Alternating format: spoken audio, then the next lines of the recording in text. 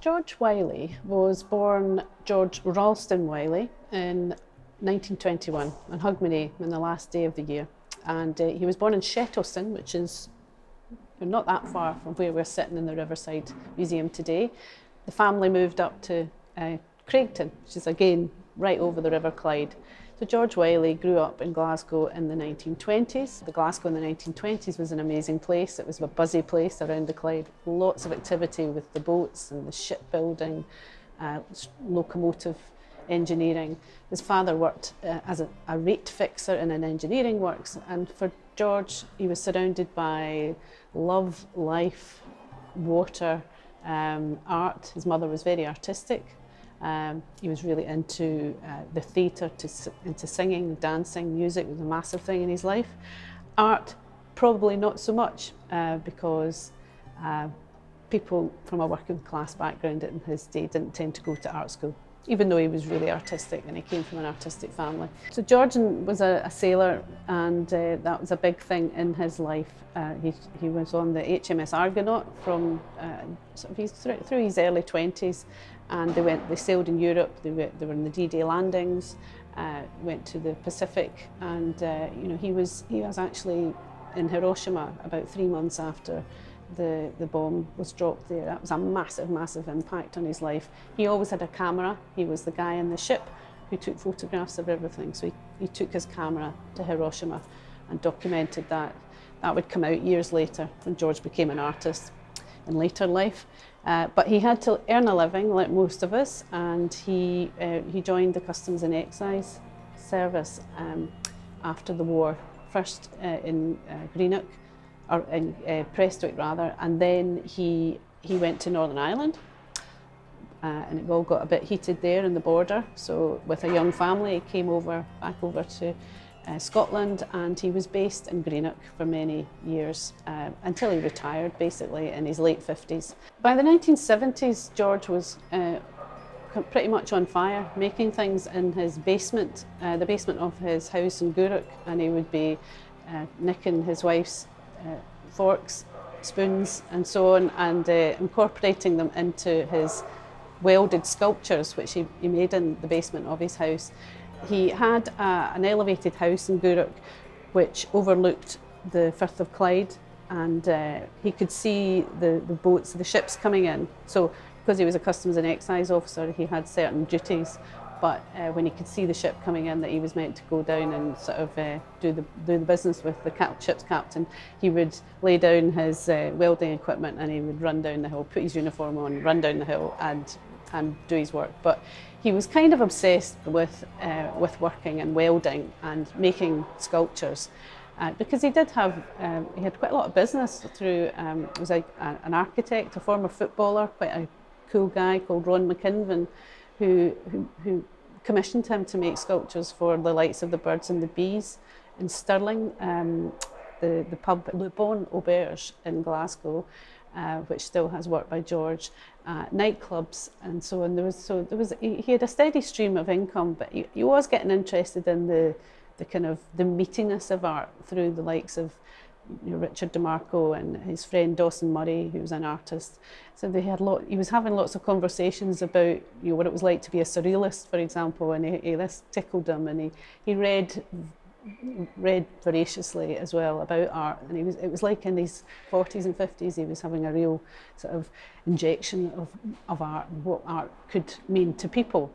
The question mark started coming into his work maybe in the late 70s, early 80s, and George said he was never sure about whether or not he was an artist, so he took the P out of sculptor and put a question mark in instead.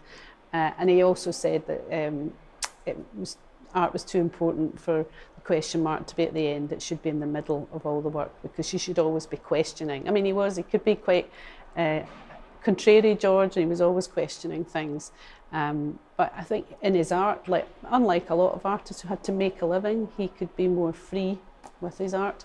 So he started looking around him in the 1980s to what had formed him as a person. And in 1987, his most famous work was hung in Glasgow on the Finnieston Crane, which is not far from here. and it was called the Straw Locomotive. And that harked back to George's childhood, actually, when he went to school at Allen Glens in Townhead, and he would see the locomotives coming past the school. The whole school would go out and they would see the locomotives coming to be loaded onto the big ships here at the Clyde. And that had fed its way into George's imagination.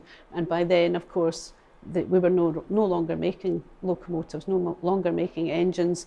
And George was sort of asking, where had all this energy gone? Where had the energy that made all these locomotives gone, and where the engineering creativity? So the locomotive was made of straw, hung from this plinth of the Finnieston Crane, and it was very dramatic. I mean, I remember seeing it myself. I just started work, and I just started to learn how to drive, and I was sort of driving one day, and I saw it in front of me, and I couldn't believe what it was. I nearly crashed the car. It was quite a sight, and it was taken from here, from the Finnieston Crane, and burned in Springburn in old engineering works, and inside there was a question mark. So that was very much George's way of working. He questioned everything, and that led on to more work of a sort of big social nature that people were involved with. There was always a fanfare with George and his work.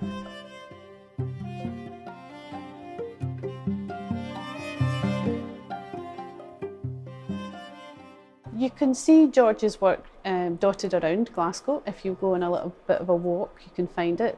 Just outside Buchanan Street bus station, and opposite the Royal Concert Hall, there's a running clock, and the running clock was made at the turn of the 20th century by George. It was a Radio Clyde commission, and it's basically times running to stand still, people rushing for buses, for trains, for whatever, to get home, and they see this clock, which is also running, a stainless steel running clock. So it's a good fun piece. It's very George, quite surreal. We've also got the monument to Maternity, which is in the site of the old Rotten Row Hospital, the Rotten Row Maternity Hospital, which hundreds and hundreds and thousands of babies, Glaswegians, were born in Rotten Row. So a nappy pin sculpture is very, very suitable. It's a very social sculpture. And then also outside Kelvin Grove Art Gallery, there's a little puffer, which is a beautiful little sculpture, and sort of speaks to George's love of the sea and boats, and puffers were very much a kind of emblem that he used throughout his artistic life.